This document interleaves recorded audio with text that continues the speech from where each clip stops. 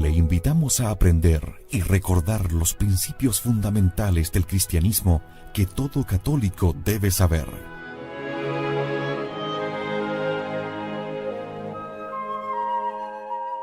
Le invitamos a conservar la doctrina católica y la verdad depositada por nuestro Señor Jesucristo con el Catecismo Mayor de San Pío X en Catecismo en Casa.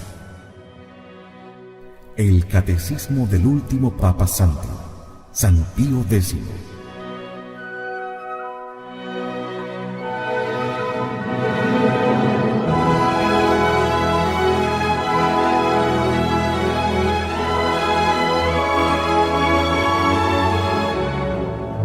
Catecismo en Casa. En Convicción Radio.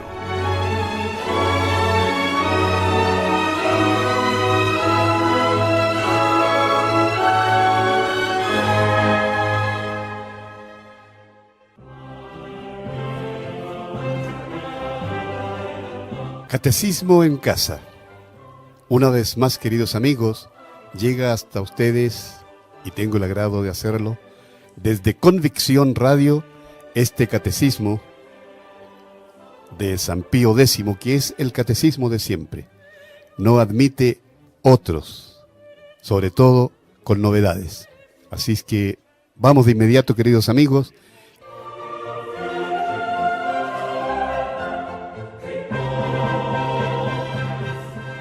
Capítulo 9 con respecto al matrimonio. Naturaleza del sacramento del matrimonio. ¿Qué es el sacramento del matrimonio?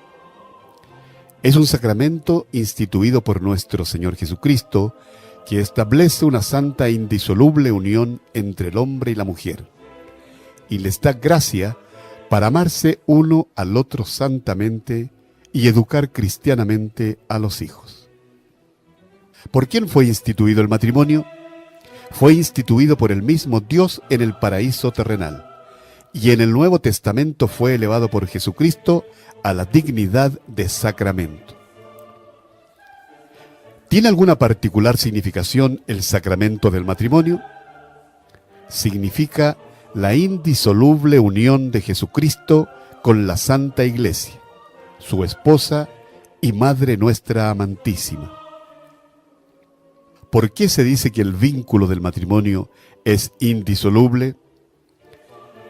Es indisoluble o que no puede desatarse si no es por la muerte de uno de los cónyuges, porque así lo estableció Dios desde el principio, y así lo proclamó solemnemente nuestro Señor Jesucristo. En el matrimonio cristiano, ¿puede el contrato separarse del sacramento? No, señor. En el matrimonio entre cristianos, el contrato no puede separarse del sacramento, porque para ellos no es otra cosa el matrimonio que el mismo contrato natural elevado por Jesucristo a la dignidad de sacramento. No puede, por consiguiente, entre cristianos haber verdadero matrimonio que no sea sacramento. Entre cristianos no puede haber verdadero matrimonio que no sea sacramento. ¿Qué efectos produce el sacramento del matrimonio? Primero, acrecienta la gracia santificante. Y segundo, confiere gracia especial para cumplir los deberes matrimoniales. Ministros, rito y disposiciones. ¿Cuáles son los ministros de este sacramento? Son los mismos esposos, los cuales recíprocamente confieren y reciben el sacramento. ¿De qué manera se administra este sacramento? Este sacramento, como conserva la naturaleza de contrato, se administra por los mismos contrayentes con declarar en presencia de su párroco o del sacerdote a quien él delegare, y de dos testigos que se unen en matrimonio. ¿De qué sirve, pues, la bendición que da el párroco a los desposados? No es necesaria para constituir el sacramento, pero sirve para sancionar la unión de los mismos en nombre de la Iglesia, y para atraer sobre ellos más copiosamente las bendiciones de Dios. ¿Qué intención ha de tener quien contrae matrimonio? Ha de tener, primero, de hacer la voluntad de Dios que le llama a tal estado. Segundo, de procurar en él la santificación de su propia alma. Tercero, de educar cristianamente a los hijos si Dios se los diere. ¿Cómo se dispondrán los novios para recibir con fruto el sacramento del matrimonio? Primero, han de encomendarse de corazón a Dios para conocer su voluntad y alcanzar de Él las gracias necesarias en tal estado. Segundo, han de consultar a sus respectivos padres antes de hacer ninguna promesa, como lo exige la obediencia y respeto que se les debe. Tercero, han de prepararse con una buena confesión y aún general de toda su vida si fuera menester. Cuarto, deben apartarse de toda peligrosa familiaridad en el trato mutuo, ya de palabra, ya de obra. ¿Cuáles son las principales obligaciones de las personas unidas en matrimonio? Primero, han de guardar inviolablemente la fidelidad conyugal y portarse siempre y en todo cristianamente. Segundo, han de amarse uno a otro, conllevándose recíprocamente con paciencia y vivir en paz y concordia. Tercero, si tienen hijos, han de pensar seriamente en proveerlos de lo necesario, darles cristiana educación y dejarles en libertad de escoger el estado a que Dios los llamare.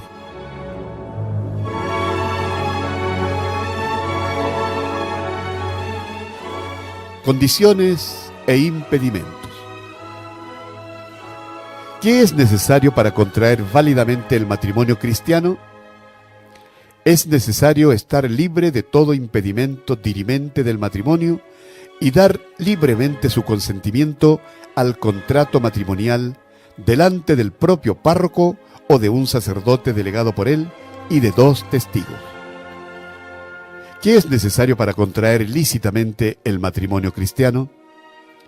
Es necesario estar libre de los impedimentos impedientes del matrimonio, saber las cosas principales de la religión y hallarse en estado de gracia.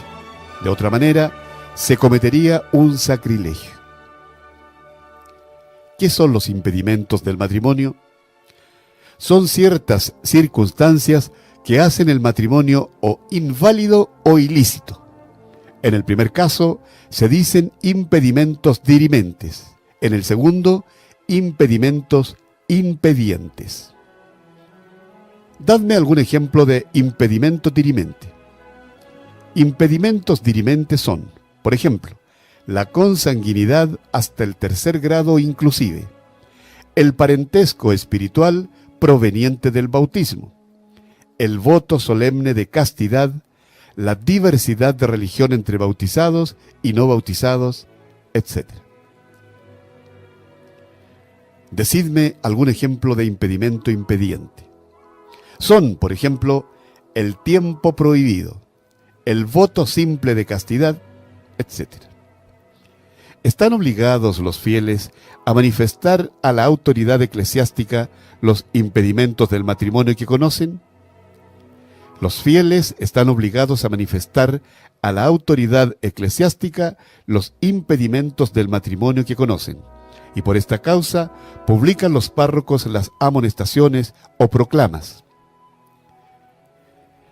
¿Quién tiene potestad de establecer impedimentos matrimoniales, de dispensar de ellos y de juzgar de la validez del matrimonio cristiano?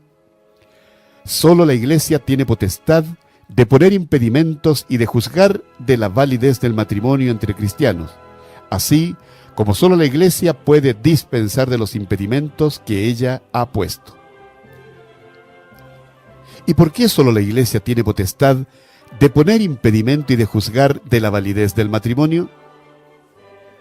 Porque, como en el matrimonio cristiano no puede el contrato separarse del sacramento, aún el contrato cae bajo la potestad de la Iglesia, que es la única que recibió de Jesucristo el derecho de legislar y decidir en cosas sagradas.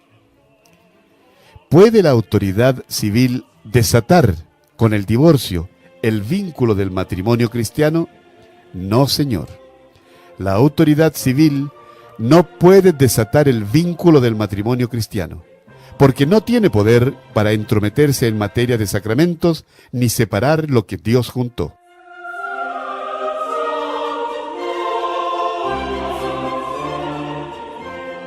¿Qué es lo que llaman matrimonio civil?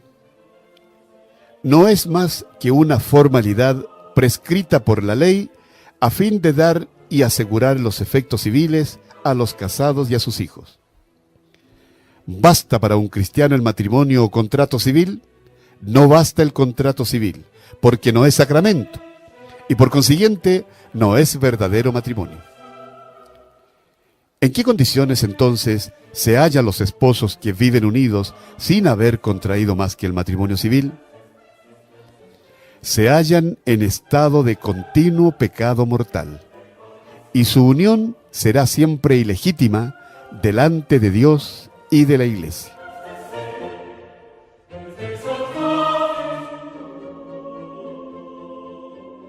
De las virtudes principales. Virtudes teologales.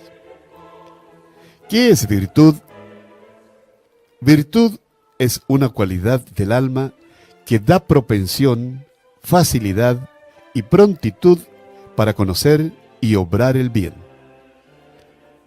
¿Cuántas son las principales virtudes sobrenaturales? Son 7, 3 teologales y 4 cardinales. ¿Cuáles son las teologales? Fe, esperanza y caridad. ¿Por qué se llaman virtudes teologales? Se llaman así porque tienen a Dios por objeto inmediato y principal, y Él mismo nos las infunde. ¿De qué manera las virtudes teologales tienen a Dios por objeto inmediato?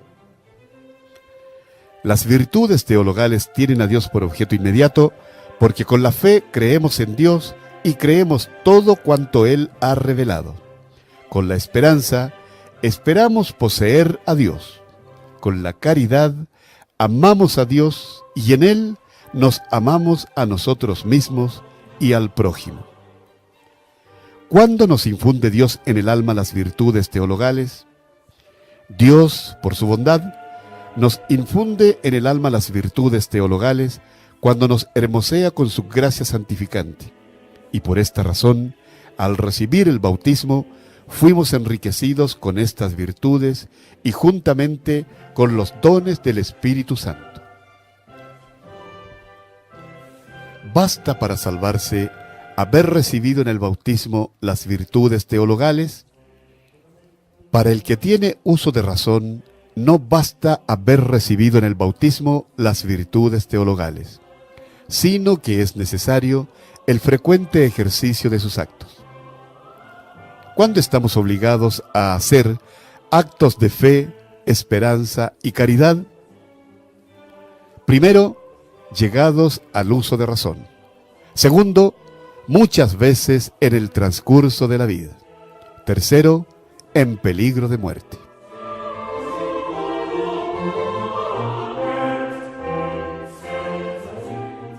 Con respecto a la fe.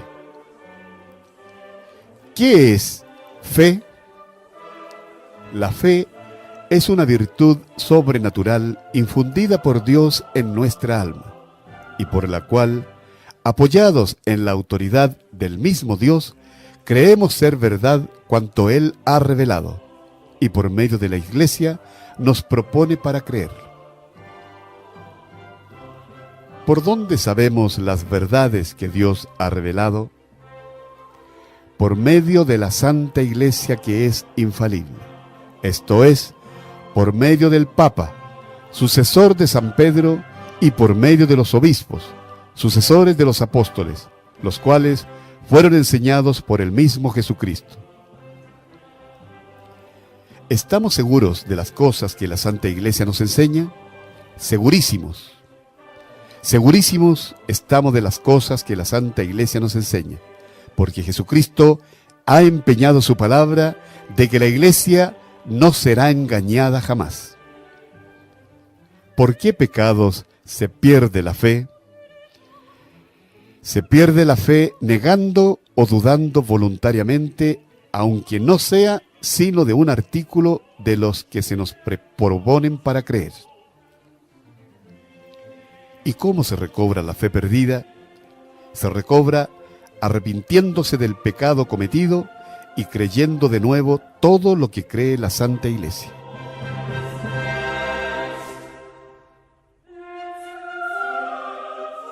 Respecto de los misterios, ¿podemos comprender todas las verdades de la fe? No, no podemos comprender todas las verdades de la fe, porque algunas de estas verdades son misterios. ¿Y qué son los misterios? Son verdades superiores a la razón que hemos de creer aunque no las podamos comprender. ¿Y por qué hemos de creer los misterios? Porque nos los ha revelado Dios, que siendo la infinita verdad y bondad, no puede engañarse ni engañarnos. ¿Los misterios son contrarios a la razón? Los misterios son superiores a la razón, mas no contrarios. Antes bien, la misma razón nos persuade que admitamos los misterios. ¿Y por qué los misterios no pueden ser contrarios a la razón? Porque el mismo Dios, que nos ha dado la luz de la razón y nos ha revelado los misterios, no puede contradecirse a sí mismo.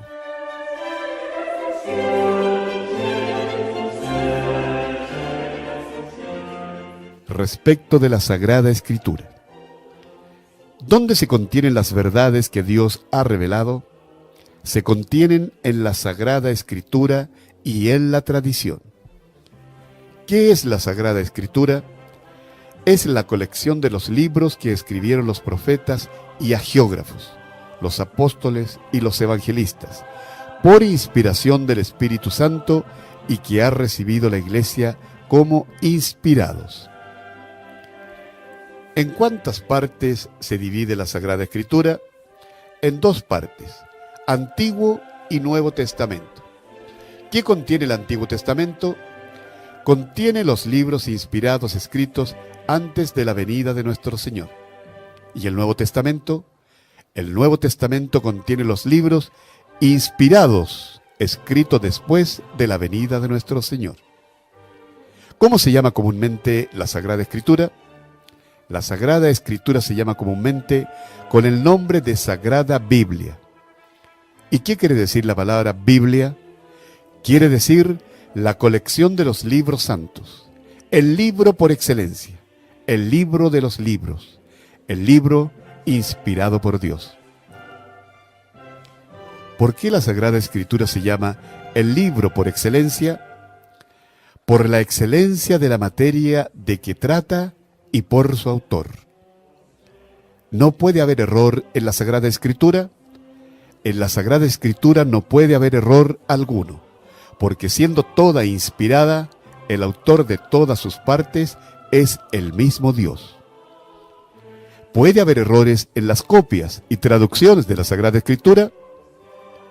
Puede haber errores, o de los copistas o de los traductores, mas en las ediciones revisadas y aprobadas por la Iglesia Católica no puede haber errores en lo que atañe a la fe o a la moral. ¿Es necesaria a todos los cristianos la lectura de la Biblia? La lectura de la Biblia no es necesaria a todos los cristianos, porque ya están enseñados por la Iglesia, pero es muy útil y a todos recomendada. ¿Puede leerse cualquier traducción vulgar de la Biblia? Puede leerse cualquier traducción vulgar de la Biblia, con tal que esté reconocida como fiel por la Iglesia Católica y vaya acompañada de explicaciones aprobadas por la misma Iglesia. ¿Por qué solo se pueden leer las traducciones de la Biblia aprobadas por la Iglesia? Porque ella sola es la guarda legítima de la Biblia. ¿Por quién podemos conocer el verdadero sentido de las Sagradas Escrituras? Solo podemos conocerlo por la Iglesia, porque solo la Iglesia no puede errar en su interpretación. ¿Qué debe hacer el cristiano a quien le ofrece una Biblia a un protestante o emisario de los protestantes? Debe rechazarla con horror, como prohibida por la Iglesia. Y si la hubiese recibido sin darse cuenta, debería inmediatamente arrojarla a las llamas o entregarla a su párroco. ¿Y por qué la Iglesia prohíbe las Biblias protestantes? Porque o están alteradas y contienen errores, o porque, faltándoles la aprobación y notas declarativas de los sentidos oscuros, pueden dañar a la fe. Por esto, la Iglesia prohíbe hasta las traducciones de la Sagrada Escritura aprobadas antes por ella, pero reimpresas después sin las explicaciones aprobadas por la misma.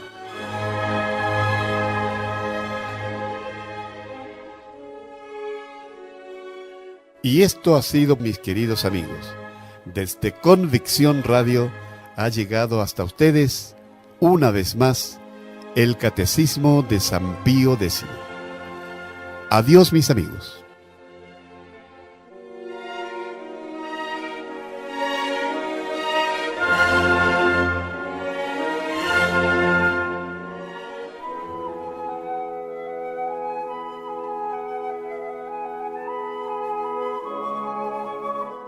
Le invitamos a aprender y recordar los principios fundamentales del cristianismo que todo católico debe saber.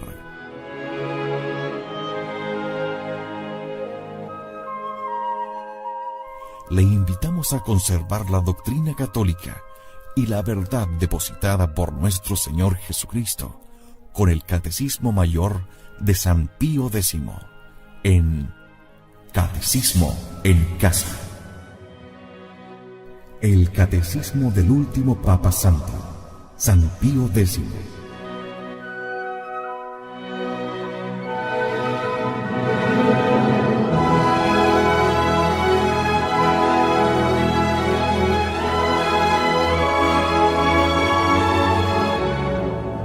Catecismo en Casa. En Convicción Radio.